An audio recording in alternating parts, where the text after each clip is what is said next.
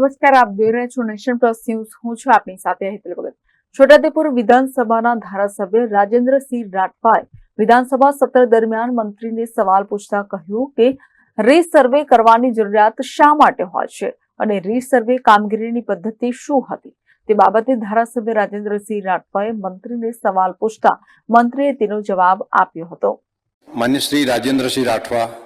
માન્ય અધ્યક્ષ શ્રી, હું આપના માધ્યમથી માન્ય મંત્રી શ્રી પાસે જાણવા માંગુ છું કે રીસર્વે કરવાની જરૂરિયાત શા માટે હોય છે અને રીસર્વે કામગીરીની પદ્ધતિ શું હતી। માન્ય અધ્યક્ષ શ્રી, જૂની માપણી વિસ્તાર પ્રમાણે અલગ અલગ પદ્ધતિઓને અલગ અલગ સમયે થયેલી હોય રેકોર્ડને એકત્ર ન હતો માન્ય અધ્યક્ષશ્રી। એટલે મૂળ સર્વે સંકુલ સાકરથી માન્ય અધ્યક્ષશ્રીના ઉપયોગથી થયેલું હોય તેમજ માનવ સહેજ સતીઓ અને માપણીઓની મર્યાદાના લીધે આખરી કરાયેલી ક્ષેત્રફળમાં 2-5% ફેરફાર ઘર છોડના કારણે ક્ષેત્રમાં માનસે વિસંગતતા આવતી હતી માન્ય અધ્યક્ષશ્રી। રેકોર્ડ મૂળ રેકોર્ડના નકશા તથા ટિપ્પણોના જૂના હાર્ડ કોપીઓ હોય જેને અમુક રેકોર્ડ હસ્તગત થતું નહોતું અથવા નાશ પામેલ।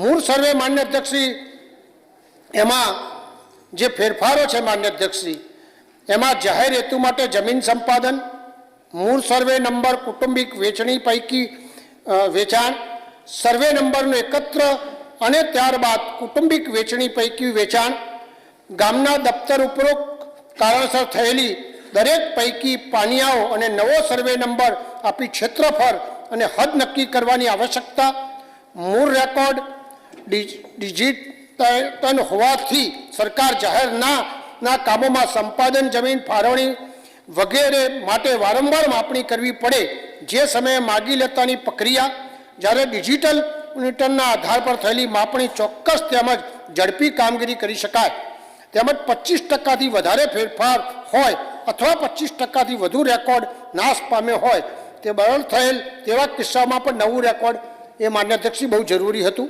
ગુજરાત મહેસૂલ અધિનિયમ 1879 કલમ 95, 106, 135 જીની જોગવાઈઓ માન્ય અધ્યક્ષશ્રી છે।